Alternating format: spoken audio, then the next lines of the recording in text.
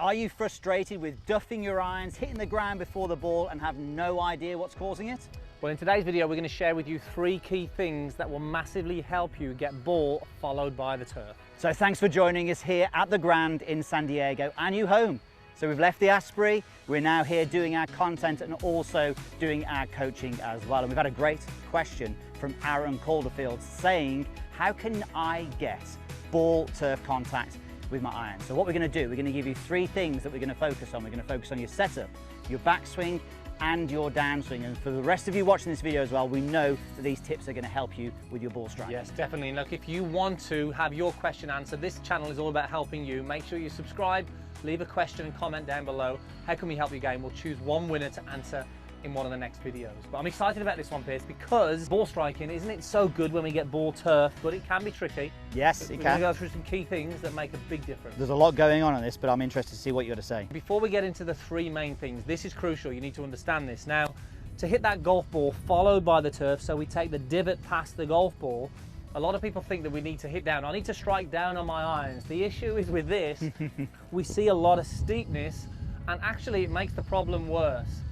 So we want you to think a little differently with this. I've got the ball on a white line here, and all my focus is going to be, instead of hitting down, I'm actually going to think about hitting past. I'm hitting past the golf ball or past that white line. You can see here, I'm now having a little bit of a brush of the turf as opposed to really driving it down hard in there. We don't want that. So think about hitting past the ball, not down. Now, the reason we're going to set up a backswing first, because the only thing that really matters in golf is impact, how we get to impact. But what we do before in the backswing and setup has a big impact on that. So let's start with the grip. One thing that we see within the golf swing is that lets it down, that makes it really hard, is when the club face gets massively open on the way back. So if the club face is open in the backswing, we have to compensate by releasing the club early, switching off the body, and it's so hard to strike past the golf ball where because the body's completely shut off and we've lost all the angles. It's interesting, isn't it? Because you've delivered the club face perfectly square there, so you're going to hit a very straight shot, but you're probably going to duff it or hit it extremely high with no real distance. So this starts with the grip. If we can improve the club face within the swing, it's going to give ourselves a reason to start engaging the body. So in terms of grip, what do we tend to see? We tend to see a little bit too weak. So check this, left hand, we want to make sure that we see at least 2 to 3 knuckles on the back of that left hand. This is going to help produce a stronger face within the swing. With the right hand, we want to make sure that the V between the thumb and the forefinger is to the right of the chin. If it goes to the left of the chin this way, it's going to want to open the face within the swing. So check the grip first. This is a big component. The second part that we see, which is probably the most common, is that in the move away, we often see this sort of over rotation of the club face within the swing. If we rotate this early, where the club face is almost facing more up, well, we're starting off completely wrong there, because now we've got to play catch up. We have to then compensate. So if we can get a good grip and we can get a good move away, it just sets the swing in motion. So if we can get the club face in this backswing a little closer to the spine angle, this really then helps us move the body. It sets ourselves up so we can start to engage and actually drive forward and strike past that line, which is important. So let's give you a drill to do that. All I'm going to do is take my grip. I'm going to have a little bit of the grip end of the club free at the top. Now in the move away, we already know and said that we want this sort of leading edge to be matching the spine angle. Well, in this move away now, all I'm going to see is that as I swing back and the hands just sort of go past the thigh, I'm just going to make sure that when I get to this point, when the hands just get past that thigh, I want to see the butt end of the club still pointing at the belly button. If I rotate the face early, you can see the butt end of the club here is sort of out in front of me, and I haven't engaged the torso either. Massive difference. All I'm doing here is engaging the torso till the hands go past the right leg, and you can see now this is pointing in the middle of the belly button, and you can see the difference in where that club face is. This really gives me a sense of having this face stronger on the way back. It's a great checkpoint if you want to hit some stronger shots and also ball turf. Yeah, let's see hit one then. Let's get one out there. All I'm looking for is that interaction with the ground now. Can you get ball turf? Okay, I'm just going to have that rehearsal there again. Same feeling. Stronger flight, and you can see most of the divot there was past that line, which is exactly what we want to see. And it's amazing. This might be the only tip you need out of the 3, but this will organize the body differently. It'll make it move differently, and you'll definitely lower the ball flight to be more penetrating. Club face is number 1 we should check. Okay, let's get into the second part. This is all about width, the key components. And when we talk about width, we're talking about how far the hands are away from the body at the top of the backswing. Now, this is the problem that most amateurs that we see, that we've been coaching, have the problem of, and that is they are narrow to wide instead of wide to narrow. So what we want to show you now is a good example of what we mean wide to narrow looks like. So let me hit a shot and then we'll get a bit of a playback on this, Pierce, to just show you what we mean by this. We'll get a trace on the club as well. Let me hit just one shot here. Again, lovely strike on that one, but if we notice on screen now, put a trace on the golf club, you'll see the trace on the way back is fairly wide, but on the way down you'll see how that trace narrows now. We've got this wide backswing to a narrow downswing where I can get that shaft leaning forward at impact.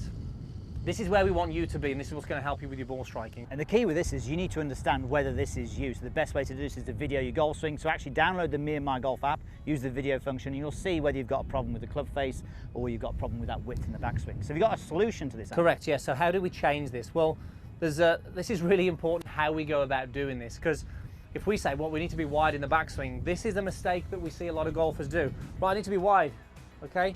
So let's go wide here. Now the problem is here, two things are happening. I tend to move off the golf ball, but if I go wide here with the arms, there's no set in the club. And at this point now, I've got no wrist set, and from here, I'm probably going to go even more narrow at the top. The two key things that we need to do when we're doing this, we've got to create a good set in the wrists, and we have to create a good turn of the torso. So I'm going to flip the club round the other way. This is great for you to do.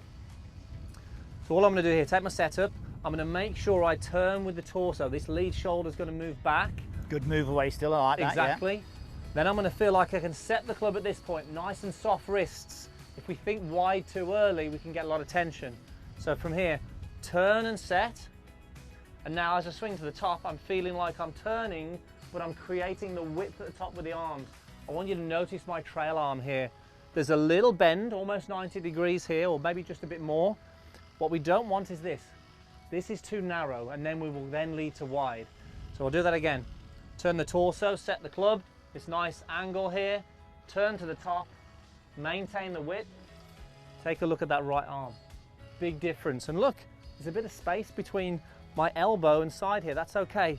That will enable me to sequence on the way down and really then be able to drive through. Okay, let's see here another one, because you've hit one ripper. I want to see if you've got another one in you. Still some of that white line there, Andy. I'm getting better. Still I'm getting some better. of that white line there. Here. Okay, third key thing to better ball striking with your irons is you need to close the gap. Well, what do we mean by close the gap? Well, closing the gap basically is that if we can draw a line from the outside of the heel vertically up, as I make a backswing to the top of the backswing, you can see the daylight now between my body and that line. Now what we want to do in the downswing is close that gap as early as possible. We want to shift that weight towards the target, because that is what's going to help us get the ball followed by the turf. We mentioned hitting past the ball. Well, it's very hard to hit past the golf ball if we are stuck on our back foot, if we're hanging back. We see a lot of the best players from this point here, they close the gap by the time the lead arm is parallel to the ground. So if we can get you to this line as early as possible, it's so much easier then to get the ball followed by the turf. I like that. And you'll notice here we've got a towel on the ground. If you haven't got a practice facility where you can hit off grass, this is great for the range. We've got the Meandmygolf ball striker towel, and all we need to do is just avoid hitting this. It's really going to help us focus past here. I've got the ball set up in the B area, which is mid-iron here. It's just a great focus for me to have when you're on the range as well. Okay, so how do we close the gap? Well, this is a very simple thing that you can do on the range or even on the golf course. We're going to walk after it. So we know we want to close the gap. So let's get our momentum moving this way. Let's swing through and actually have a pace forward. How often do we hit a shot and then we're on this back foot here, all the weight's here, we're moving the opposite way. Let's get our weight moving through the golf ball, have a pace after the shot. Everything's going this way, which is what we need to do. Okay, so let's hit the shot here. All my intention is just going to be to close the gap and walk after it. Very Gary Player style, Pierce.